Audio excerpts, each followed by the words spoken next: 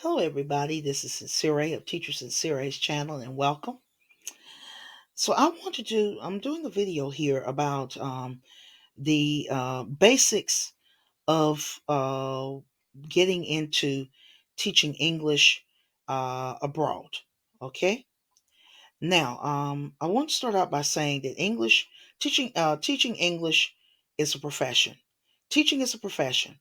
It's just like medicine or engineering, law, being lawyer, all that. It's one of the professions. Okay, so if you have a profession, the professions require degrees.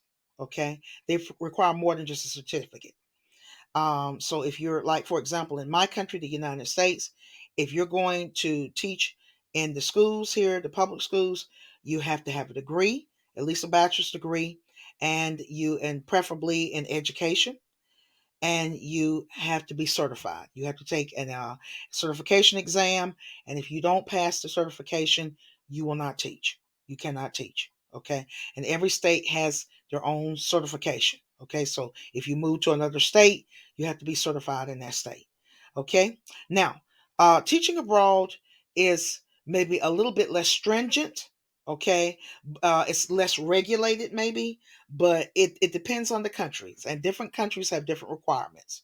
Okay, and I want to talk about that and what to expect. Okay, um, so I want to first talk about the abbreviations EFL and ESL. Okay, I'm an EFL teacher, and EFL stands for English as a Foreign Language. And students that study under English teachers that are EFL teachers, they are basically students that want to go, that are not speakers of English, not native speakers, but they want to learn English so that, for academic reasons, going to university, something like that, or their own personal reasons or jobs. Okay. ESL is similar, but very close, a little bit slightly different. ESL students basically want to learn English. English is their second language, maybe their third, and they want to learn English so that they can live in a country that's an English speaking country, that's an anglophone country like United States, Canada, New Zealand, these types of country, UK. All right, so I have in front of here on the screen, you see ESL teacher requirements. Okay, and this applies also to EFL teachers. Okay, if the education level, if you're going to teach English abroad, okay, to non-native speakers, you have to have a bachelor's degree, minimum bachelor's degree. Okay, they say on here that it can be in any major, but I would say that it would be to your advantage to have an education degree. Okay. Certification. There are different certifications.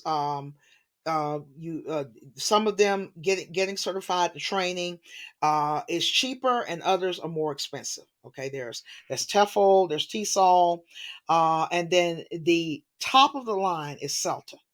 CELTA comes from Cambridge, and the CELTA, to take the CELTA, there are like three ways to prepare to get the CELTA certification. Is three ways. This is the top, the king and the queen of the certification.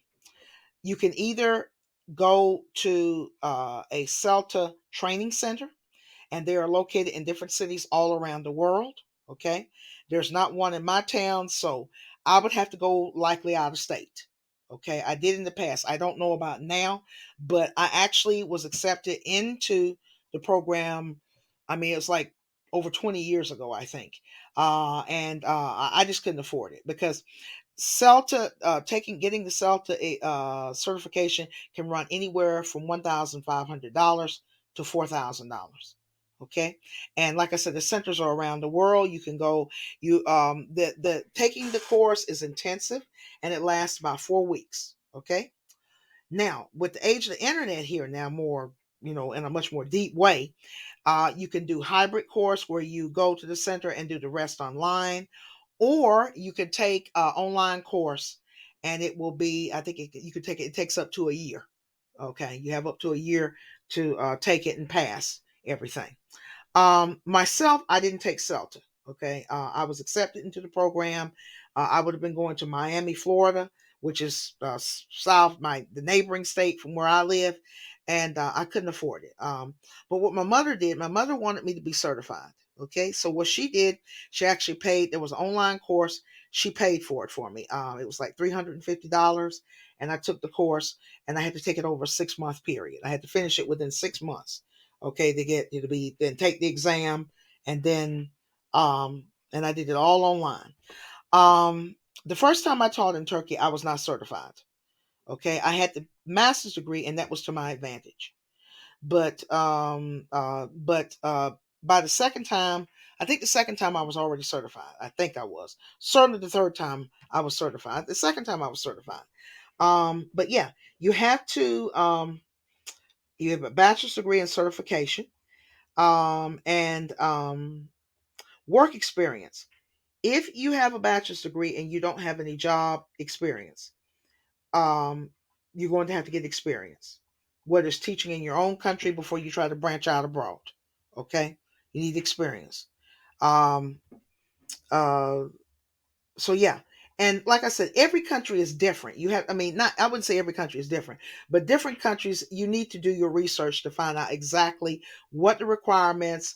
Different schools are different, all of that. Okay, but if you want to get the better jobs teaching, there are certain countries you want to teach in. Okay, the countries with the best pay, the best benefits are Japan, China, South Korea, Vietnam, and Saudi Arabia, Oman, United Arab Emirates, and Qatar.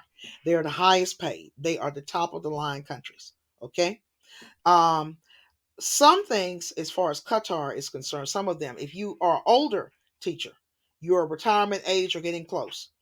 Some of them have age restrictions. They might not hire you if you're over 55. Okay.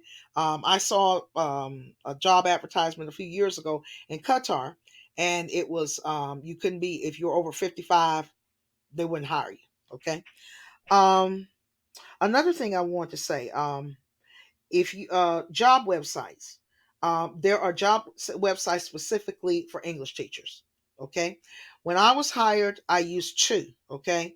One of them is no longer in existence, and the other one sort of went downhill. Not Don't recommend it. But the two websites were Dave's ESL Cafe and ESL Teachers Board. I loved ESL Teachers Board more than I did Dave's. But I put up my CV, my curriculum vitae, which is my job document. It's similar to a resume, but just longer. Okay, it's for international work. 10 years. You put like 10 years of your work experience or your whole work history. Unlike a resume, which is only like three or four of your most recent jobs, and only like one page, 1.5 pages at the most. So I put my CV out, I uploaded it on these websites, and I was contacted. Okay. I didn't have any connections. I just, it was my credentials. I had a degree. I had a master's degree, and then later I had the master's degree and the certification. So it was to my advantage.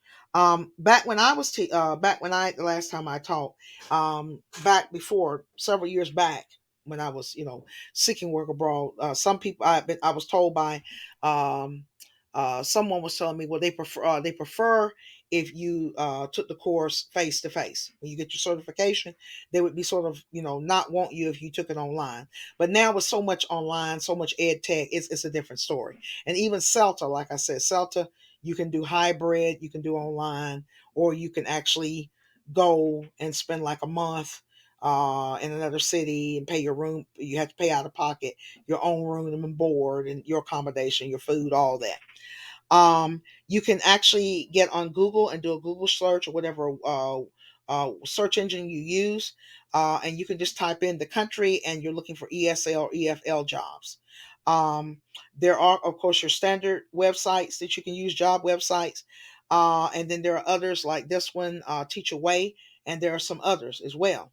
Um, now, as for myself, like I said, I taught in Turkey. I did it 3 times. I taught in Istanbul, most famous city there, and also taught in Kocaeli, which they call it was Izmit, and they call it Kocaeli, and I also taught in Eskişehir. Um, if I had to do it over again, would I teach in Turkey? No. Why? Because the pay is low. Okay. I think Turkey is good if you are like a novice teacher, or say if you want to teach at a private school or a university. That's a different thing. Now, if you teach at a language school, the pay is going to be maybe a little bit more than what the average Turkish person makes. Okay. But it's not going to be a lot if you compare it to American dollars. If you teach in a private grade school, K through 12, um, you can get pretty good pay. Okay. But you have to have a degree, and you have to be certified. Um, Foreigners cannot teach in state universities or state schools. Only Turkish people, native born Turkish people. But you can teach in private universities. And if you teach in a private university, you have to have a bachelor's degree. I mean, a master's degree. Have to have at least a master's degree. Okay. So, so I feel that Turkey myself, if I had to do it over again, I would not teach in Turkey because of the pay. Okay. Um, Turkey is a good place to vacation in, and say maybe I would like to maybe teach in, say if I did at, if that was something that I was in the market for doing, maybe Oman or Saudi Arabia, or teaching university women's university in Saudi Arabia, or in Qatar. But Turkey would be a good place after, vacation time, and go there to vacation. Okay. But not teach there. The other year, a friend of mine that is a professor at a university in Izmir on the Aegean Sea in Turkey. She and her family invited my mother and I to move to Turkey. Okay. Her parents live in a town that's about, it's compatible with this, my city where I live, my hometown here. Similar climate, about the same population, a little over 100,000 people. And I was telling her that, hey, I can maybe work part time and teach at a university or a school. And she said, it's not worth you. She said, with the shape that the Turkish lira is in, it's not worth your time. She said, just continue. If you come here, just continue to work for the online ed tech group that you work for. And so you can get paid in dollars. So if you go to a place like Turkey, unless they're paying you, the Turkish lira is weak, and just, plummeting, has been plummeting for years now. Okay. When I was there the last time, it sort of was seeing its last of its best days, but it's not doing good now. But she was saying, yeah, it'd be best to be paid in dollars because the dollars go a long way. She was saying at that time, well, you'd be rich. Your mother in here, you move here, you'll be rich with dollars, and everything. But I hear different things now about, even it's not working so good even with the dollar. And technically the United States is basically bankrupt, but that's a whole nother story. But anyway, okay. But yeah, I want to talk about this because it's a lot of times, people will get up and you have to have the right information. Okay. And you have to have more than a certificate if you're going to teach abroad. You have to have a degree. Like I said, there are some countries that might not, don't require a bachelor's degree. But if you're going to go to a country that is, um, um, uh, there's a country that is higher income, or in the case of Turkey, Turkey is not a high income country, but the Turkish people, when they have foreigners come there to teach, they want foreigners that are going to do a good job. Okay, they want you to have something to bring to the table as far as teaching. Okay, so even there, you have to have a degree. Maybe some out of the way place you don't. Maybe if you don't have a degree, you can private tutor. But like I said, Americans sort of get the first choice. It's because of our accents. Okay, if you're British, yeah, you'll get hired. But say if you are speaking English as a second language, and you come from somewhere, like, I mean, India, certain African countries, other places, you might have a very hard time getting work. Is My last boss said before I came that he had briefly someone working there because they couldn't get anybody to come there from Uganda. Okay, so it's like last resort they had person come there, but they would have preferred somebody from the United States. The two teachers that taught at the school, there were two of us at the school, and me, American, and the other teacher was from Ireland. Okay, and she didn't have a heavy Irish accent, so it wasn't difficult to understand her. So, but yeah, I just wanted to talk about this because somebody actually back several months ago was saying they would like to do what I do. Yeah, now the platform that I teach on, and I'll talk more about it in a future video and show the platform and the courses and some of the things from my library and talk more about what I do. But my platform, they say, oh, you don't have to have a degree. But the thing with it is, if you don't have a degree, the students are not going to take you serious. If you're not certified, you're just going to be sitting up there and you'll get a student every now and then. If you don't have a degree, every now and then. My calendar is filled up because I have the degree and I have the certification. Okay. So, like I said, teaching is a profession, it is not a blue collar job. You have to get your education to do it. You have to have more than just a certificate. All of these things. It is a truly a profession, and if you want to be a good teacher, you need to know your stuff, and you need to love what you're doing. You need to love the profession. A lot of teachers, teaching is the lowest paid of the professions. Okay, we don't get paid as much as doctors or engineers, but a lot of people go into it because they have a passion for teaching. They want to help other people. And sometimes maybe their mother or their father or their parents were teachers. And this is something that they want to carry on the tradition. So yeah, that is the case of this. But so I think I covered all the points that I wanted to talk about in this video. But yes, so I'm going to go ahead and end here. So I really hope this was beneficial and sort of clarify some things about teaching and the requirements of teaching abroad. Because even teaching abroad in many places is similar to how it is here in the United States. You need a degree, at least a minimum bachelor's degree, and you need to be certified. Okay. All right. So I'm going to end here. So I hope you enjoyed this video and learned something new. So this is Sincere. Until next time.